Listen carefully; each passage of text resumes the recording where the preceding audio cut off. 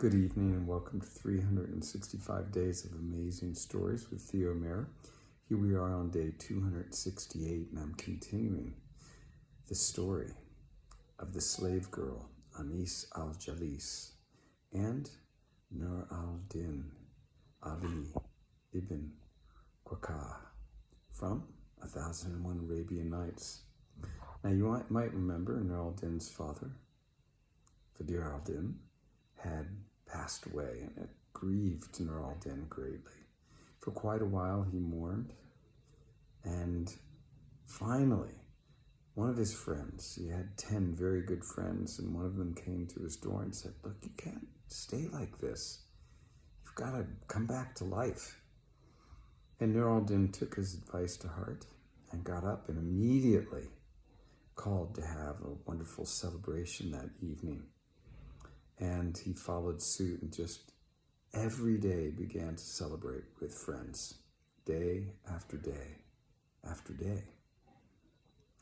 And his steward came to him at one point and told him, "Look, you can't be running through all of your funds like this or you're going to run out." Nur didn't heed his advice and just said, "Tell me about my money being gone when there's not enough to buy my evening meal, food for my evening meal." And the steward was like, "Fine, I don't know what else to say," and went away. Now, Nur al-Din, he gave property away and orchards and homes and just one thing after another. If someone asked him for something, he gave it away. He was generous beyond belief. And his steward came, warned him again.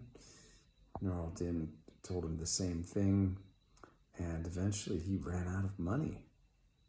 And one of his friends followed him as this knock on the door came, and his steward was at the door again. And the steward said, "The day has come. You're completely out of money." And Nur al-Din said, "Well, what is there to do?" And the steward said, "There's nothing to do. You've given everything away. Your money, your property, everything but the house that you're standing in right now. There's nothing more." Now the friend, when he heard this, he went back to the table and he told his friends, "Nur al-Din's bankrupt. He has no more money. I'm going to go." And he left. And one by one, they departed. Nur al-Din came back to the table and one excused himself for one reason. "My wife she's about to give birth and I cannot miss it." Or, "My son has been sick and I need to go home." One thing after another, they left. And Nur al-Din turned to Anis al-Jalis and said, "Look at what has happened. What am I to do?" She said, "I tried to warn you at one point, and you would not listen, and so I never brought it up again." Well, Nur al-Din the next day he said, I will go to one of my friends and ask if they can lend me enough money that, well, I can get restarted and begin to trade and make profits, and certainly one of them will help me out that way." Anis al-Jalis said, "There's no way. None of them are going to lend you money. Don't you know what kind of people they are?" Nur al-Din said, "Oh, I'm sure one of them will." And he left. And he walked through the streets till he came to the street where his 10 friends lived. And he went to the door of the first and he knocked on the door. And his servant came and he said, I'm here to see your master." She said, "Who are you?" And he said, "Oh, well, go tell your master that Nur al-Din is here and wishes to see him. Kiss his hand in greeting." The slave girl, she went away. She came back and she said, "My master's not home." Now, Nur al-Din had heard his friend tell the maid to tell him exactly that. And the door was closed in his face, and he thought, Oh, that's interesting. I'll go to my next friend. Certainly, he will lend me some money. So he went to his next friend.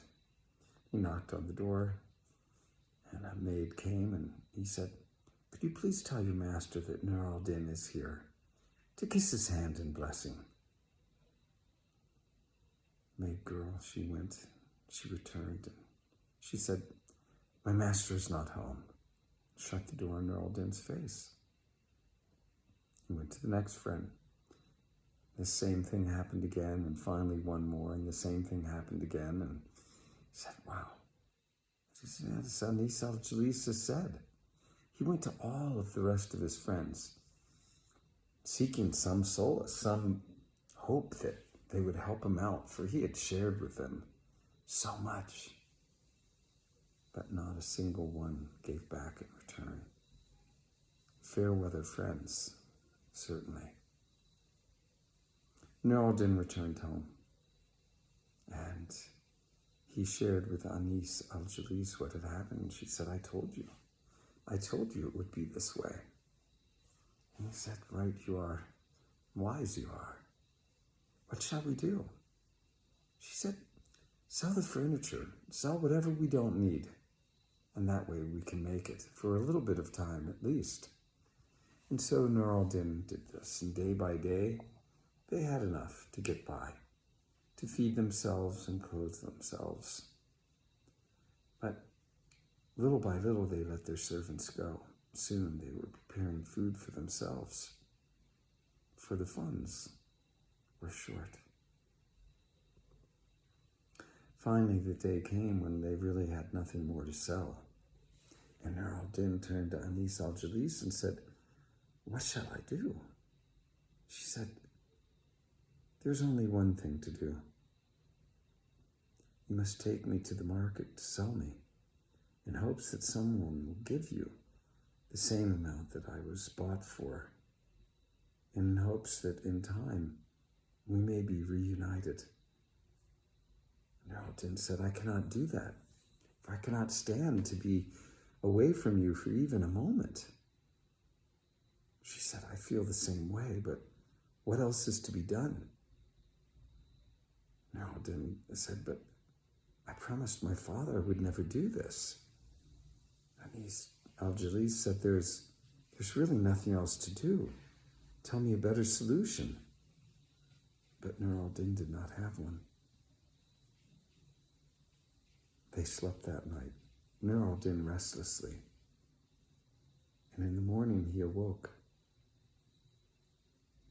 And we will leave the story there and find out what does he do.